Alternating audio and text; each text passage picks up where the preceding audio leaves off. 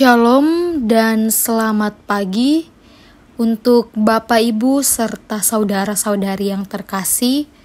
Kembali lagi kita berjumpa dalam renungan harian Gereja Toraja Selasa 5 Oktober 2021. Ada sukacita yang luar biasa kita rasakan di hari yang indah ini. Namun sebelum kita memulai hari kita, mari kita selalu menjadikan Tuhan sebagai pedoman di dalam kehidupan kita dan menjadikan pertolongan di dalam kehidupan kita. Pertolongan kita adalah dalam nama Tuhan yang menjadikan langit dan bumi. Kasih karunia dan damai sejahtera dari Allah Bapa Tuhan kita menyertai kita sekalian. Jemaat Tuhan yang dikasihi, mari kita selalu menjadikan firman Tuhan sebagai suluh dan pedoman di dalam kehidupan kita. Namun sebelum kita membaca dan merenungkan firman Tuhan, kita satu di dalam doa kita berdoa. Bapa kami yang ada dalam kerajaan surga, terima kasih Tuhan, Engkau masih melimpahkan kami hari-Mu yang indah. Di hari-Mu yang indah ini Tuhan, kami mau memulai segala aktivitas kami, tetapi dengan mendengarkan firman-Mu agar menjadi pedoman di dalam kehidupan kami. Ya Tuhan, berkati kami pribadi lepas pribadi, agar apa yang kami dengarkan tidak berlalu begitu saja, tetapi dapat kami pahami dan kami mengerti, sehingga kami dapat melakukannya di dalam kehidupan kami setiap harinya. Inilah doa kami Tuhan, di dalam nama Yesus Kristus Tuhan dan Juru Selamat kami. Amin.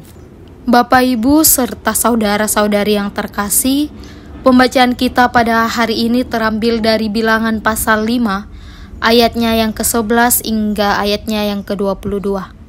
Firman Tuhan berbunyi demikian.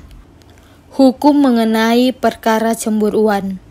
Tuhan berfirman kepada Musa, berbicaralah kepada orang Israel dan katakanlah kepada mereka, apabila istri seseorang berbuat serong dan tidak setia terhadap suaminya, dan laki-laki lain tidur dan bersetubuh dengan perempuan itu, dengan tidak diketahui suaminya, karena tinggal rahasia bahwa perempuan itu mencemarkan dirinya.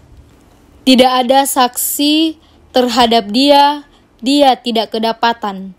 Dan apabila kemudian roh cemburu menguasai suami itu, sehingga ia menjadi cemburu terhadap istrinya, dan perempuan itu memang telah mencemarkan dirinya, atau apabila roh cemburu menguasai suami itu, sehingga ia menjadi cemburu terhadap istrinya, walaupun perempuan itu tidak mencemarkan dirinya, maka haruslah orang itu membawa istrinya kepada imam, dan orang itu harus membawa persembahan karena perempuan itu sebanyak 1/10 eva tepung jelai, yang ke atasnya tidak dituangkannya minyak dan yang tidak dibubuhinya kemenyan, karena korban itu ialah korban sajian cemburuan, suatu korban peringatan yang mengingatkan kepada kedurjanaan.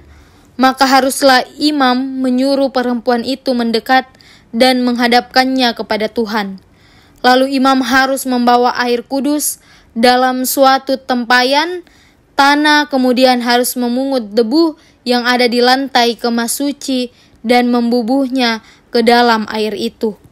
Apabila imam sudah menghadapkan perempuan itu kepada Tuhan, haruslah ia menguraikan rambut perempuan itu, lalu meletakkan korban peringatan, yakni korban sajian cemburuan, ke atas telapak tangan perempuan itu.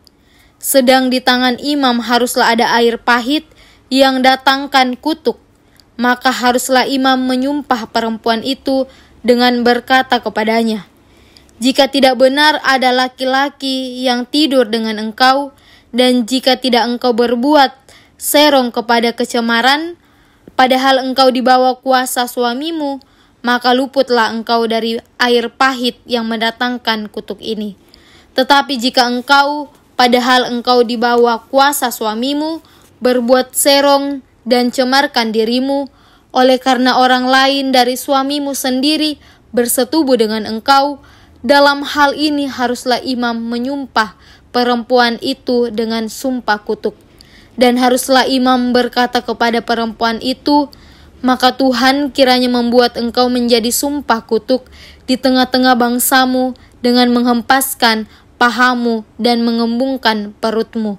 Sebab air yang mendatangkan kutuk ini akan masuk ke dalam tubuhmu untuk mengembungkan perutmu dan menghempiskan pahamu, dan haruslah perempuan itu berkata, Amin, amin.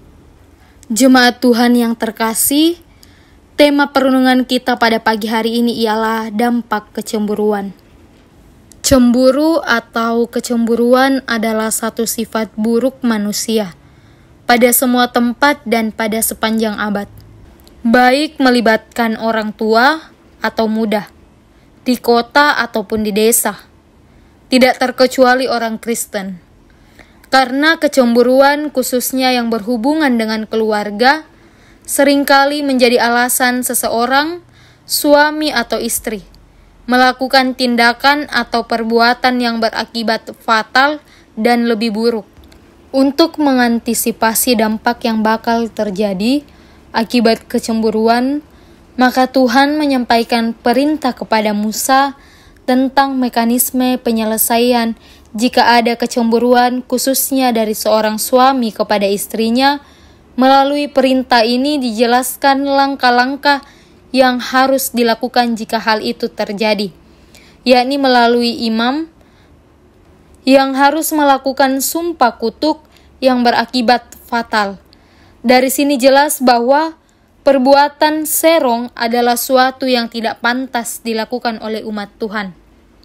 Nah, Bapak Ibu serta saudara-saudari yang terkasih, melalui perikop ini, bangsa Israel sejak awal diberi peringatan untuk tidak mempermainkan kehidupan keluarganya, karena dampaknya sangat buruk. Peringatan ini menjadi penting untuk menjadi perhatian bagi keluarga Kristen, bahwa perbuatan serong atau dalam istilah yang lazim sekarang disebut selingkuh oleh orang yang sudah berkeluarga sangat jahat di mata Tuhan dan melahirkan akibat yang sangat tidak baik. Orang yang melakukan menunjukkan bahwa ia masih dikuasai oleh keinginan daging. Kiranya hidup atau kehidupan setiap keluarga Kristen masa kini terhindar dari malapetaka kutuk karena perbuatan serong. Tuhan dimuliakan melalui hidup dan kehidupan keluarga kita. Amin. Bapak, Ibu, serta saudara-saudari yang terkasih, kita telah mendengarkan firman Tuhan. Mari kita kembali menundukkan kepala kita satu di dalam doa kita berdoa. Bapa kami yang ada dalam surga, yang kami sembah dan kami puji. Ya Tuhan, ajarkan kami untuk selalu menjadi anak-anak-Mu, selalu berada di jalan-Mu, dan tidak berbuat serong sesuai dengan firman-Mu ya Tuhan. Ya Tuhan, di dalam doa kami ini, kami datang mendoakan segenap jemaat-Mu, di dalam kehidupan mereka satu persatu, di dalam setiap aktivitas mereka, di dalam pekerjaan mereka yang mereka lakukan ya Tuhan. Engkau berikan kesehatan, kekuatan, dan kesabaran dalam menjalani setiap apapun yang mereka lakukan Tuhan. Kiranya apa yang mereka lakukan ini dapat berbau harum di hadapan-Mu ya Tuhan, untuk kemuliaan nama-Mu. Ya Tuhan, kami juga datang mendoakan segenap jemaat-Mu yang dalam keadaan sakit. Kami serahkan semua ke dalam tangan-Mu sebagai dokter yang tak terlihat, untuk datang menjamah setiap sakit penyakit yang mereka rasakan. Ya Tuhan, jemaat-Mu juga yang dalam pergumulan, kami serahkan semua juga ke dalam tangan-Mu. Kami yakin dan percaya Engkau juga akan menjadi jawaban di setiap pergumulan yang mereka rasakan. Yang dalam keadaan sukacita Tuhan, kami juga datang bersama-sama mengucap syukur atas sukacita yang Engkau masih berikan terhadap jemaat-Mu yang terkasih. Entah itu pertambahan usia, ataupun sukacita yang lainnya ya Tuhan. Kami semua mengucap syukur atas sukacita yang masih Engkau berikan kepada kami Tuhan. Ya Tuhan, inilah doa kami, ungkapan syukur kami, dan permohonan kami yang kami haturkan di dalam nama Yesus Kristus, Tuhan dan Juru Selamat kami. Amin. Jemaat Tuhan yang terkasih, mari kita kembali ke dalam kehidupan kita, dan mari kita memancarkan firman Tuhan di dalam kehidupan kita, dan mari kita menerima berkat Tuhan. Kiranya Allah mengasihani kita dan memberkati kita, kiranya Ia menyinari kita dengan wajah-Nya. Amin. Selamat melanjutkan setiap aktivitas yang akan kita lakukan. Tuhan Yesus menyertai selalu.